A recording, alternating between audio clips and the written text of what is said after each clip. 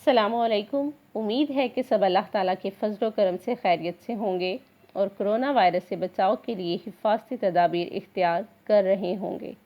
Corona virus سے بچاؤ کے لیے گھر سے باہر جاتے وقت ماسک ضرور پہنیں۔ 3 کلاس پچھلے لیکچرز میں ہم مذکر مؤنث کے بارے میں پڑھ چکے ہیں۔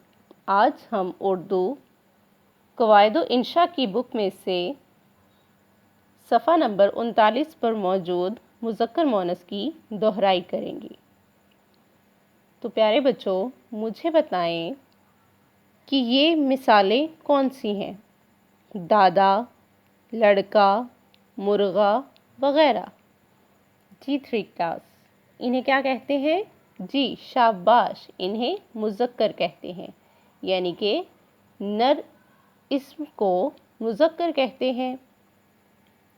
اسی طرح سے اب مجھے بتائیں کہ یہ مثالیں کون سی ہیں؟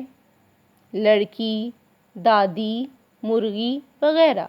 جی شاباش، مادہ اسم کو مؤنث کہتے ہیں۔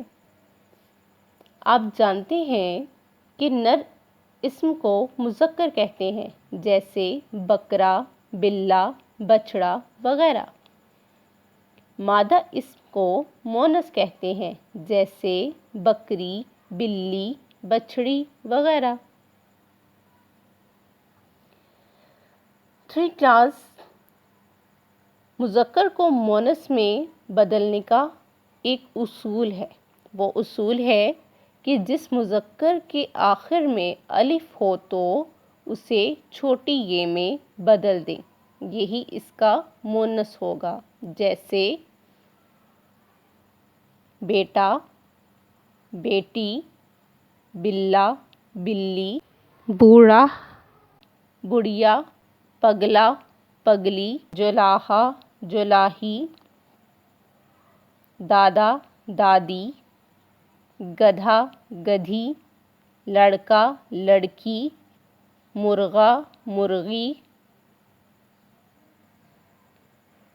بچڑا، بچڑی، بکرا، بکری، پیارا، پیاری، پوتا، پوتی، چچا، چچی، طوطا، طوطی، گھوڑا، گھوڑی، لنگڑا، لنگڑی، نانا، نانی۔